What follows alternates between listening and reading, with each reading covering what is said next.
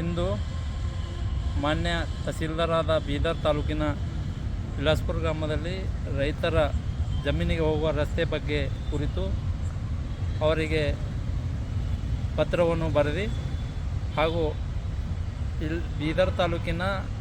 ಅನೇಕ ಗ್ರಾಮಗಳ ಹಳ್ಳಿಗಳಲ್ಲಿ ರೈತರ ಸಂಪರ್ಕ ನನಗೆ ಜೊತೆ ಮಾಡಿ ಅನೇಕ ಜನರು ಅವರಿಗೆ ಹೋಗುವಂಥ ರಸ್ತೆ ಹೊಲಗಳಿಗೆ ಇಲ್ಲ ಅಂತೇಳಿ ನನ್ನ ಜೊತೆ ಚರ್ಚೆ ಆಗಿದ ನಂತರ ನಾನು ಮಾನ್ಯ ತಹಸೀಲ್ದಾರಾದಂಥ ಬೀದರ್ ಜಿಲ್ಲೆ ತಹಸೀಲ್ದಾರ್ಗೆ ಮನವಿ ಪತ್ರವನ್ನು ಸಲ್ಲಿಸಿದ್ದೇನೆ. ಆದ ಕಾರಣ ಮಾನ್ಯ ತಹಸೀಲ್ದಾರ್ ಅವರು ತಕ್ಷಣ ಇದಕ್ಕೆ ಸ್ಪಂದಿಸಿ ಬೀದರ್ ತಾಲೂಕಿನ ಆಯಾ ಗ್ರಾಮಗಳಿಗೆ ಹೋಗಿ ಪರಿಶೀಲನೆ ಮಾಡಿ ಅಂಥ ರೈತರಿಗೆ ಅನುಕೂಲ ಮಾಡುವ ರೀತಿಯಲ್ಲಿ ಮಾಡಿಕೊಡ್ಬೇಕು. ಒಂದು ವೇಳೆ ಮಾಡದೇ ಇದ್ದಲ್ಲಿ ಅಂತಹ ಅಧಿಕಾರಿ ವಿರುದ್ಧ ನಾನು ಉಗ್ರವಾಗಿ ಹೋರಾಟವನ್ನು ಮಾಡುತ್ತೇನೆಂದು ಕರ್ನಾಟಕ ರಾಜ್ಯ ರೈತ ಸಂಘದ ತಾಲೂಕಾ ಅಧ್ಯಕ್ಷ ಬೀದರ್ ರಾಜ್ಕುಮಾರ್ ಸ್ವಾಮಿ ವಿಲಾಸ್ಪುರ್